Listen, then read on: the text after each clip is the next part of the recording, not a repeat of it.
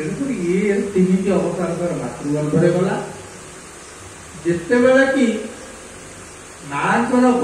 मंत्रणा उदय है 10 दिन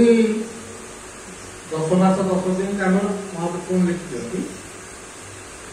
7 मास जन्म हो जाए 8 मास हुए 9 मास हो जाए कमी ना रहस्य से कौन हूँ शबद ब्रह्म से खेलु निशबद मंडल भर खाई छुआटा बड़े बड़े लोग शबद ब्रह्म को आईला नाद सृष्टि है नार गर्भ आगे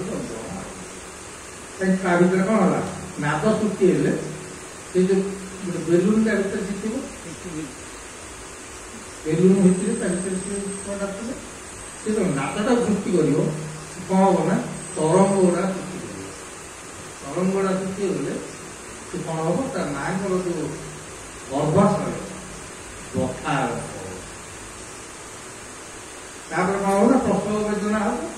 हम से कौन हम ना नृसिंह रूप को धरी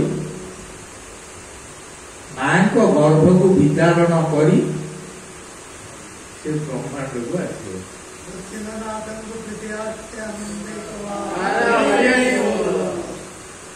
ये गला 4 गोटी अवतार तार जन्म भितर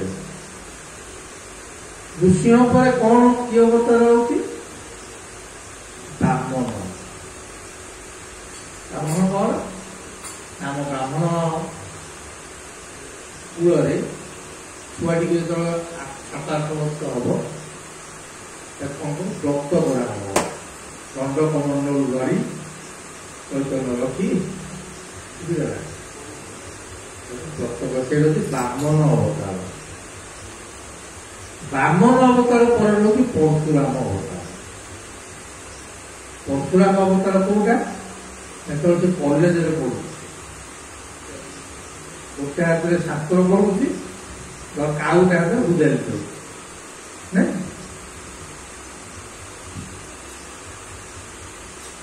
परशुराम तापर हूँ किए ना राम अवतार खाली राम की राम कौटी आज्ञा सीताराम कौन सीताराम ना हाथ को हाथ पड़ विवाह कला सीताराम हो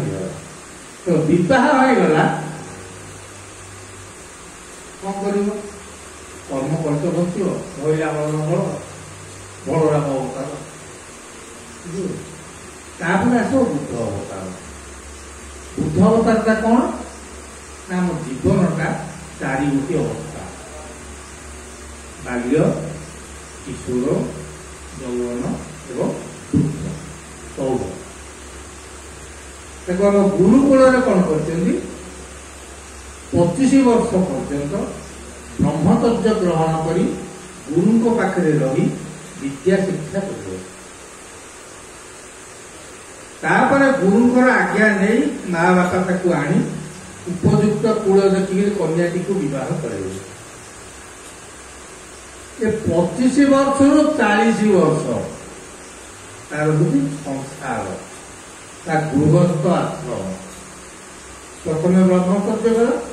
द्वितीय गृहस्थ आश्रम से गृहस्थ आश्रम से केमती पालन कर भागवत लिखा है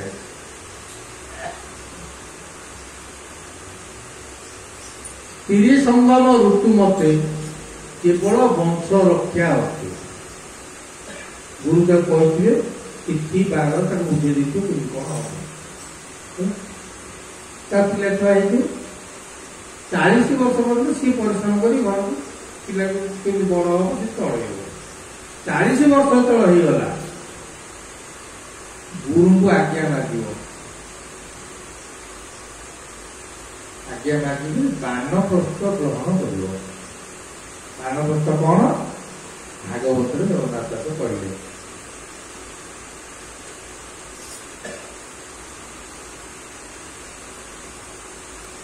पत्नी निवेशी पुत्र पासे সূত্রপাত